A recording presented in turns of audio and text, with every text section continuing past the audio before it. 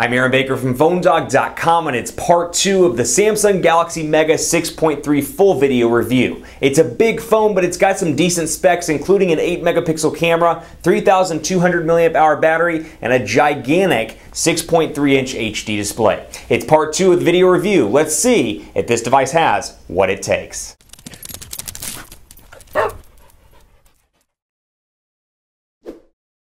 It's part 2 of a full video review of the Samsung Galaxy Mega 6.3. It's got a 6.3-inch display, and this phone is gigantic. The video is not going to do it justice. I can't wrap my hands around this phone. As big as you thought the Galaxy Note 2 and the LG Optimus G Pro were, this thing is even bigger, hence the name Galaxy Mega. It's part 2 of the full video review, but before we start that, I want to give special thanks to our partners at Best Buy Mobile, because while they didn't give us this phone, they do hook us up with a lot of phones that we just give to you for free at PhoneDog.com. When you walk into Best Buy Mobile, you'll walk out working, so whether you get the iPhone 5, the HTC One, or the Galaxy S4, they'll help you walk out with all of your settings ready to go, your contacts imported, so you walk out the door and it's super easy, thanks to the good boys and girls at Best Buy Mobile. Here we go into the Galaxy Mega 6.3 review, and a quick recap of specs will tell you that this device has a 1.7 gigahertz dual-core Snapdragon CPU, a 6.3-inch display. So this thing really is a tablet with phone connectivity. It's an HD display that's 720 by 1280 in terms of pixels, so a 720p display here, 223 pixels per inch. So yes, it sounds like it's got an HD display, and it does, but keeping in mind this thing is 6.3 inches, it is a little bit pixelated in comparison to something like the HTC One or the Galaxy S4, which crams a ton of pixels into a little tiny package. It has an 8 megapixel camera on the back, 1080p HD recording as you'd expect, 3,200 mAh battery, front-facing camera here, and then you've got 4G, or I should say HSPA+, which technically by AT&T standards is 4G. So 4G connectivity, 1.5 gigabytes of RAM in this device, but really the winner to me, Android 4.2.2 with TouchWiz. So from an Android version, it's running the latest version of Android, the same version that is running on the Samsung Galaxy S4. So maybe you're looking at the Galaxy S4 in your respective country, and you got this device available, and this one's a little bit cheaper maybe, whatever the case may be.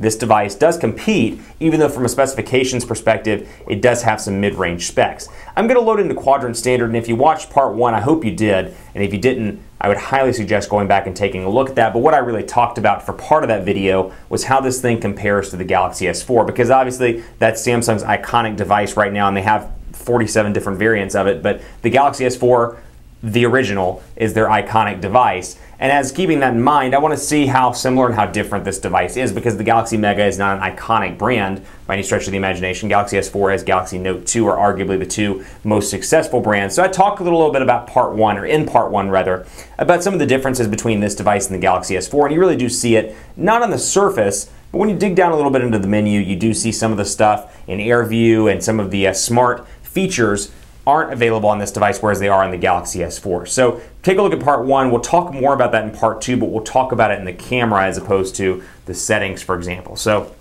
go back and have a look at that. Loading Quadrant Standard right now. One thing I will give this thing credit for, huge props, battery life. As you would expect, and very similar to the Galaxy Note 2, this thing has a huge 3,200 mAh battery, and combined with the fact that this is not on LTE on AT&T, it does get very, very strong battery life all around. So it's a gigantic device. You may not be able to get it in your hands, but the battery is going to last forever and ever and ever. So if you're looking for a device with good battery life, this could be a unit for you. Also want to thank Negri Electronics. They're available at negrielectronics.com. You can actually buy this device, which that's where we got ours. So thanks to them for hooking us up with a unit. 6,817 over here on Quadrant Standard. So again, not as fast as the 12,000 scores we've seen from the One and from the Galaxy S4, but still respectable nonetheless. Now, I want to load up camera because, like I said, I talked about the Galaxy S4 differences / Galaxy Mega differences in part 1 between some of the system stuff, but I haven't talked about the camera just yet. Now, you're going to see a couple of different things here. For example, mode, very similar overall interface, but if you know the Galaxy S4, you know that you have the ability, for example,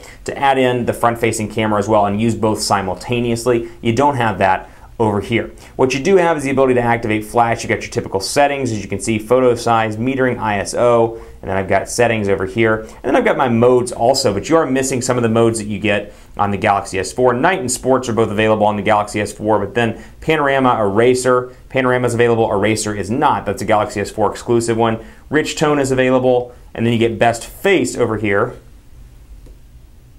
And then Continuous Shot, Best Photo, Beauty Face. So you've got a lot of different options here, don't get me wrong. And you've got Best Face and Best Photo on the Galaxy S4, but what you don't get also on the Galaxy Mega is animated photos. So keep that in mind as you're running through this. There are some camera differences between this device. That said, it's a huge camera, and you can obviously change right here the different effects and move back and forth between those. So that is a feature that's similar to the Galaxy S4, although you'll notice some differences here. You've got, for example, vintage, posterized, solarized, blue. You've got a bunch of different options, but you don't see the live format here like you do on the Galaxy S4. Grayscale, for example, I'm not seeing a live image right there. So we'll bring over the HTC One to snap a picture, and check this out. That's what I did to the review note on the HTC One. I actually bent the metal, dropped it right on a piece of metal on the floor, and now the volume rocker doesn't work on this HTC One, but we'll use it for camera comparison purposes. 8 megapixel camera here, so in terms of, camera functionality, pretty similar to what we've seen not only on the Galaxy S3, so past Samsung devices, but also on the iPhone 5 and some of the others. Definitely can compare all around. So it's pretty easy to use, point and shoot as you would expect. You can focus in by tapping, and then I've got the ability to swap over to video camera. Super easy, and I just recorded. Boom, a video, and then I can switch to front facing. I got a beard going on, check that out.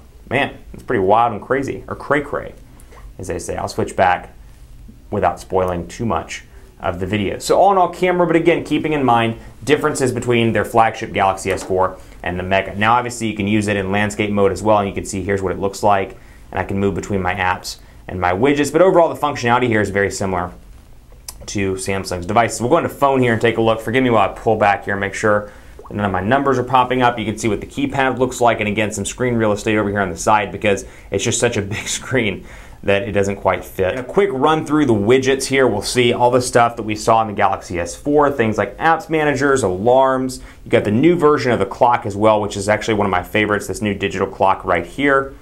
Boom.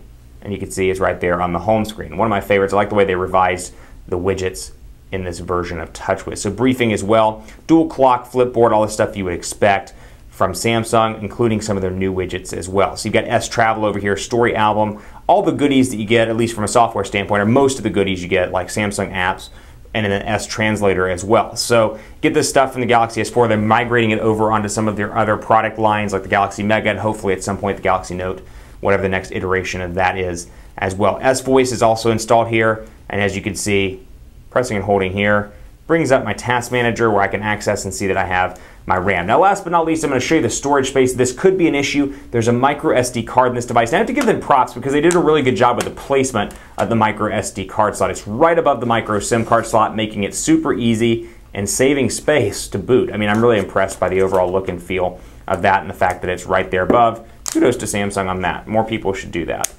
all around. So let me close that battery door, and you can see right here more. Go into storage, and you can see total available storage. I don't have an SD card in this. 4.78 gigabytes. So you're getting about 4.8 gigabytes here of the 8 gigabytes of total storage available to you. So if you have more than a few pictures or more than a few songs, you might want to get a micro SD card. Overall, this is going to appeal to a very particular set of people. The Galaxy Note 2 is going to be great for a lot of people, and obviously if you're in the US, the Galaxy Note 2 or the Optimus G Pro are going to be the phablets you choose because they're subsidized and available on a carrier. That said, there's a lot to like here. I like the fact that they took the latest version of Android and TouchWiz and brought it over to this device. It does have a big display, and that's great for a lot of content creation and viewing of media. That said, this phone is huge. It barely fits in my pocket, as you can see by the Instagram picture on PhoneDog's Instagram feed. It's really a giant device. So weigh the pros and cons and determine what's best for you. That said, it's a decent device, and I would recommend it if you want a giant smartphone in your pocket. Keep it locked on PhoneDog.com for more on the Galaxy Mega. We'll have dogfights and more with this device. I'm on Twitter at PhoneDog_Aaron and on Facebook at Facebook.com/HiAaronBaker, and I would love to hear from you as to what you think about this device. So hit me up at one of those channels. Thanks for watching. Much more to come on PhoneDog.com with the Galaxy Mega. I'll see you next time.